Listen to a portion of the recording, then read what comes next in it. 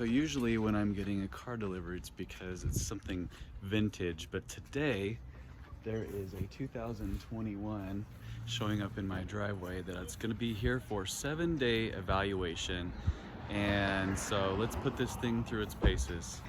And it is the advanced spec, so I'll tell you a little bit more in detail about what all that includes.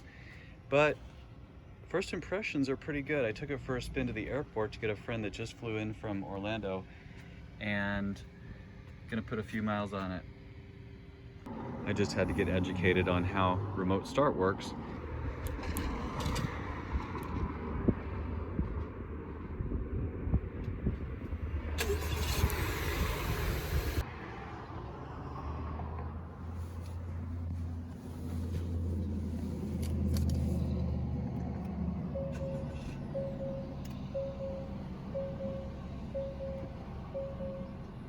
Playing around a little bit with the TLX because there's some capability here that is customizable, and one of the things that they spent a lot of effort in is adapting the interior lighting to align with different types of venues. So you've got over 20 different settings that you can set up there.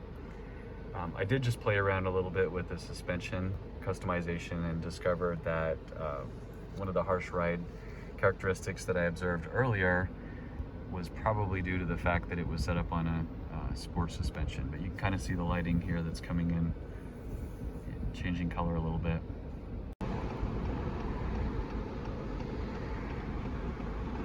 Figured I might as well document the TLX getting put to use. I'm picking up firewood for a backyard fire pit tomorrow.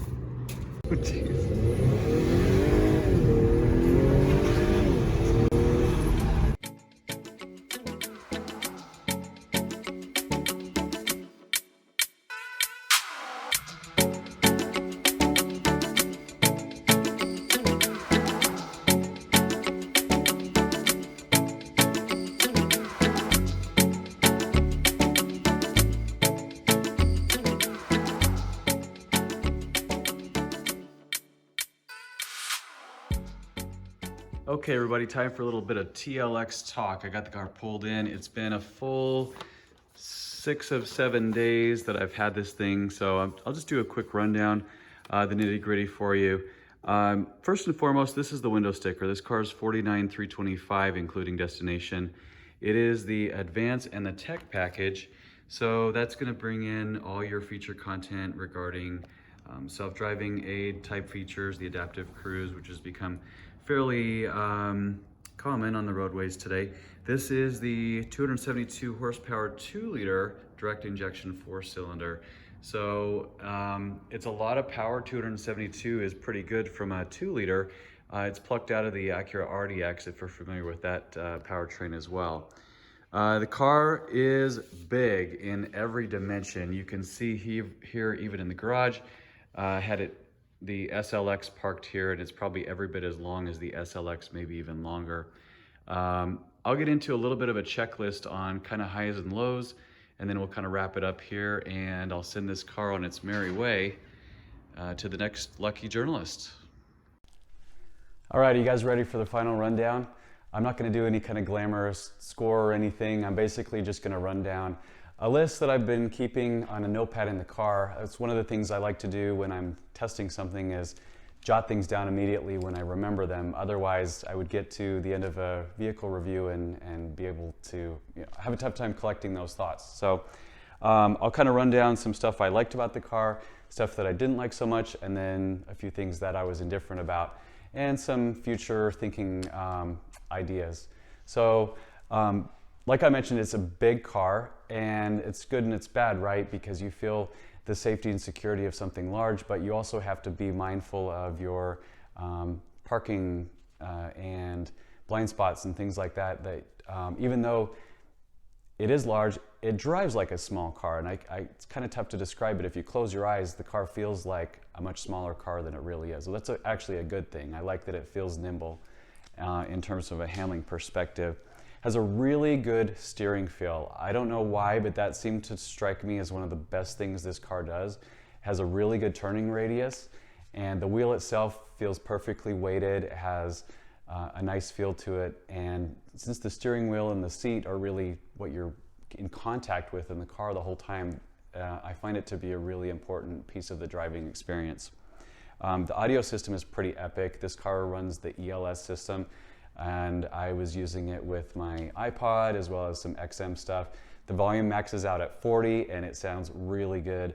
You can customize obviously all your settings, and it even, I believe, has ceiling mounted speakers that are really provide a nice surround sound experience.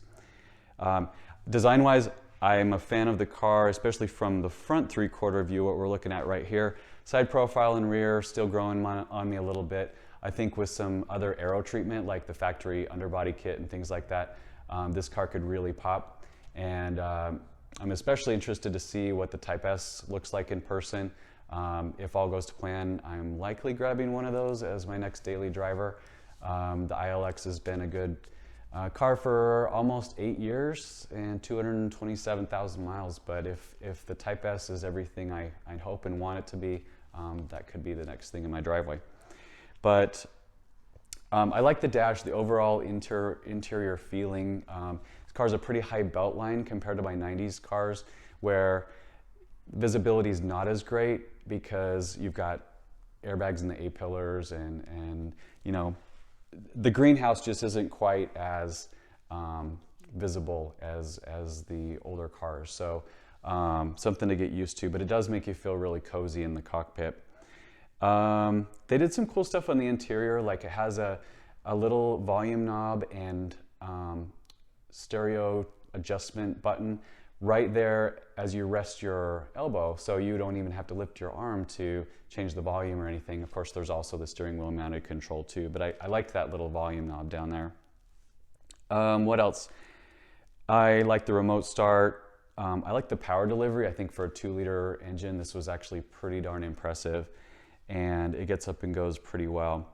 Stuff that I would give feedback on, I didn't really get a sense of how much I liked the suspension. I was playing around with some of the dynamic adaptive dampers, and even whether I was in comfort or sport, I kind of felt like it was a little on the bouncy side.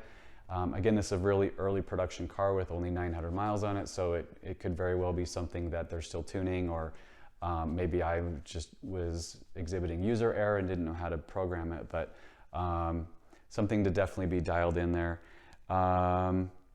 I'm not a fan of auto stop start, and even when I had this thing set up in an individual setting with my parameters specified in the infotainment, it would default to auto stop every time I turn the car on. So I find that to be a bit of a nuisance, and maybe some of you in the comments can tell me if there's a way to disable that permanently. And the only other thing I observed, this is the push button transmission. I noticed a couple times, or usually when you hit the park button after you've come to a stop, it still can like jockey a little bit in position, and the car just wasn't completely planted. So it's a little unnerving at first. I don't know if that's typical for this transmission, but something to think about, and maybe also something that they will improve with future iterations. Other than that, stuff that I actually kind of could go either way on. Acura is big on promoting the use of the touchpad right now. So you rest your wrist on a little pad here. There's a touchpad about this big that at first it's a little bit weird to get used to, because you're forcing yourself to look up here and touch down here instead of using a touch screen. And I grew to kind of like it just because it's so convenient right there, and it'll detect where your finger is, and you can pretty much not even take your eyes off the road to run certain things on it. And then the head-up display, I know a lot of people like that. I found it to be a little more distracting than it was worth, so I just dimmed it all the way out and then eventually turned it off entirely. The gauge cluster on this car is so easily laid out, I didn't find a need to have any information straight in front of me on the windshield. So yeah, that's my quick take on the TLX Advance. So like I said, I'm excited to see what future iterations of this car look and feel like. I encourage anybody to go take a peek at this thing, and let me know what you think. Thanks for watching.